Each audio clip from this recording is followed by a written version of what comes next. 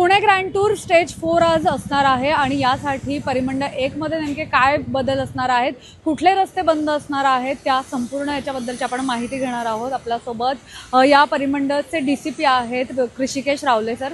Sir काय सांगाल, आपल्या भागातले प्रामुख्याने कोणकोणते रस्ते बंद असणार आहेत आणि त्यांना पर्यायी मार्ग कुठले कुठले असणार आहेत? आज 23 जानेवारीला पुणे ग्रँड सायक्लोथॉनचा 4th आणि फायनल फेज आहे। हे फायनल फेज असल्यामुळे सिटीमध्ये ऑर्गनाईज केली गेलेली आहे आणि आपण जसं बघू शकता तर पूर्ण बालेवाडी स्टेडियमपासून स्टार्ट होईल, त्याच्यानंतर मग तो राजीव गांधी चौकच्या इथे, त्याच्यानंतर मग तो PCMCमध्ये जाईल, PCMCमधनं वापस येईल आपल्या इथं डेक्कनच्या एरियामधनं, मग तो कोथरूडमध्ये जाईल, कोथरूडचा एक चांगला असा सर्कल करून तो पुन्हा डेक्कनच्या नळ स्टॉपच्या इथून मग त्याच्यानंतर मग आपल्या पेठ्यांमध्ये जाईल।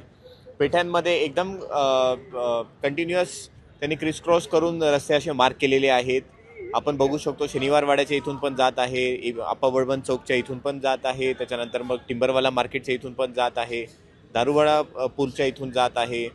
अशा प्रकारे सगळे एक पेठेंना त्यांना क्रॉस केलेला आहे। पुन्हा मग तो वरती जाऊन 7 लोक चौक, त्याच्यानंतर मग साधू वासवानी चौक, तिकडून मग शिवाजीनगर मार्गे परत डेक्कनला एंटर करून बालगंधर्वाच्या इथं फिनिश लाईन आहे मॅडम त्याची। सर हे सगळे जे प्रमुख रस्ते आहेत तर तिकडनंही ग्रँड टूर होणार आहे, तर मग याला पर्यायी मार्ग कुठले असणार आहेत आणि या संपूर्ण भागामध्ये म्हणजे जो सिटी एरिया आहे तर इकडे वाहतूक कोंडी होऊ नये, कारण आपण बघितलं की मागे जेव्हा ग्रँड टूर आपल्या इकडे झाली तर तेव्हा बऱ्याच प्रमाणात वाहतूक कोंडी काही ठिकाणी झाली होती, तर ही सगळी वाहतूक कोंडी टाळण्यासाठी आपण पर्यायी मार्ग कुठले असणार आहेत आणि अतिरिक्त किती बंदोबस्त असणार आहे?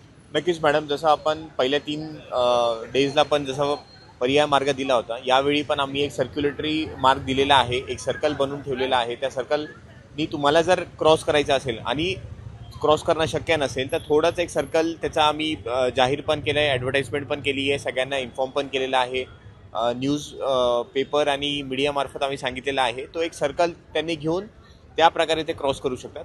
वरतूनच आम्ही एवढं लक्ष घेतलं आहे की जशी रेसची सुरुवात ते 12-12:30 करताय, तर त्याच्या आधी आम्ही कोणतेही रस्ते बंद नाही केले। आम्ही सगळी प्रिपरेशन करून ठेवलेली आहे।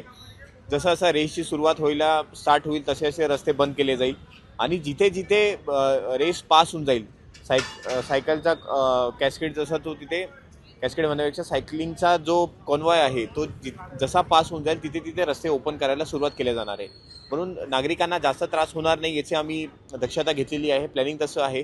बंदोबस्त म्हणायला गेलं तर मॅडम सुमारे 2,500 असा बंदोबस्त पुण्यामध्ये लागलेला आहे। जागे जागे आपण पोलीस बंदोबस्त लावलेला आहे।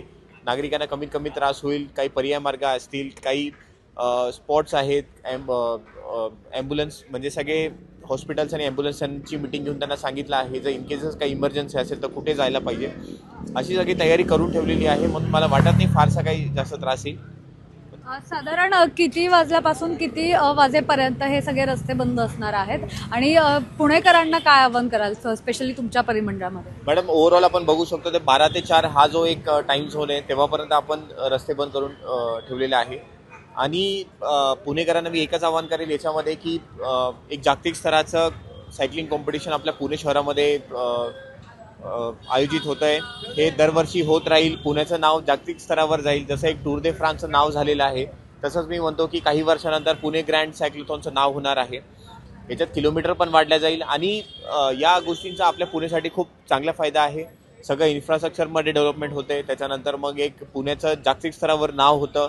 म्हणून सगळ्यांनी जास्तीत जास्त येऊन इथं कॉन्ट्रीब्यूट करा, जास्तीत जास्त संख्येमध्ये तुम्ही सायक्लोथॉनचं सायकलिंग कॉम्पिटिशन बघायला या, पण एक डिसिप्लिन पण पाळा। बघा, हा आपल्या देशाचा मान आणि स्वाभिमानाची गोष्ट आहे की सायकलिंग कॉम्पिटिशन इथे ऑर्गनाईज होत आहे।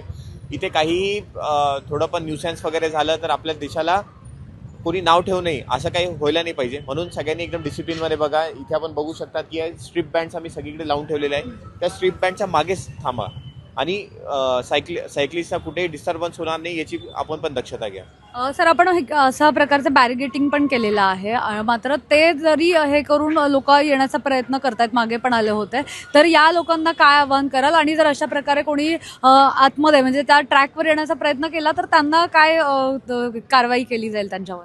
नक्कीच मॅडम, आम्ही जागे जागे असे बघू शकतात बॅरिकेड्स लावलेले आहेत। ज्या ठिकाणी बॅरिकेड्सने टर्न्स असतील त्या ठिकाणी आम्ही असे स्ट्रीप बँड्स लावून ठेवलेले आहेत।